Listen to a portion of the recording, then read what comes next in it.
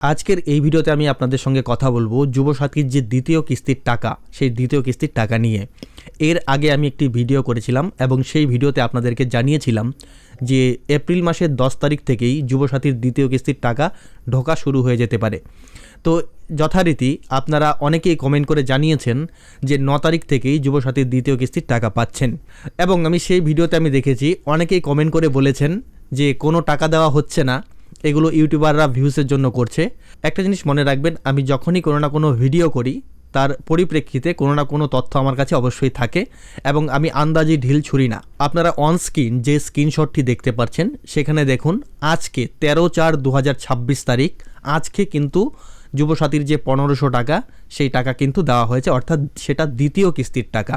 তার সঙ্গে সঙ্গে ব্যাংক স্টেটমেন্টের যে স্ক্রিনশট সেটাও আপনাদের দেখিয়ে দিচ্ছি। আপনারা ডেটটা দেখুন, 13/4/2026 ক্লিয়ারলি মেনশন করা রয়েছে এবং দেখুন বলা হয়েছে যে 1500 টাকা দেওয়া হয়েছে, এবং আপনারা যদি লক্ষ্য করেন তাহলে দেখবেন যে এপ্রিল 2026 কথাটি কিন্তু উল্লেখ করা রয়েছে।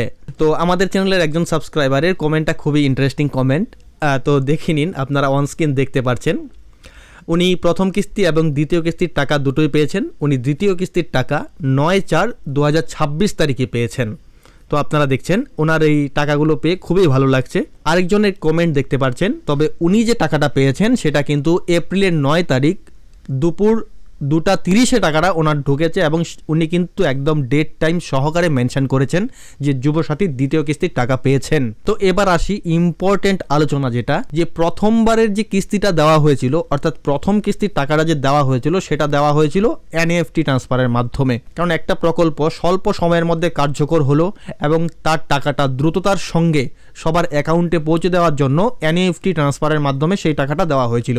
এবং দ্বিতীয় কিস্তির যে টাকাটা সেটা কিন্তু ডাইরেক্ট ডিবিটি ট্রান্সফারের মাধ্যমে দেওয়া হচ্ছে। এবং আপনাদের যাদের যাদের ডিবিটি লিংক নেই ব্যাংক অ্যাকাউন্টের সঙ্গে, তো এখানে ছোট্ট করে বলে রাখি যে ডিবিটিটা কিভাবে কাজ করে। তো ডিবিটি লিংকটা কিভাবে কাজ করবে, তো আপনার আধার কার্ডের যে নাম্বার রয়েছে সেই নাম্বারের ওপর ডিপেন্ড করে আপনার টাকা দিয়ে দেওয়া হবে, এবং আপনার আধার কার্ডের সঙ্গে যে ব্যাংকের ডিবিটি লিংক রয়েছে সেই ব্যাংক অ্যাকাউন্টেই আপনি টাকাটা পাবেন। তো এবার আপনারা যারা এখনও চেক করেননি যে আপনি যে আবেদনের সময় যে অ্যাকাউন্টটা দিয়েছেন তার সঙ্গে ডিবিটি লিংক রয়েছে কিনা, বা অন্য কোনো অ্যাকাউন্টের সঙ্গে ডিবিটি লিংক রয়েছে কিনা, বা কোনো ডিবিটি লিংক আছে কিনা, সেটা আপনারা চেক করে দেখে নেবেন।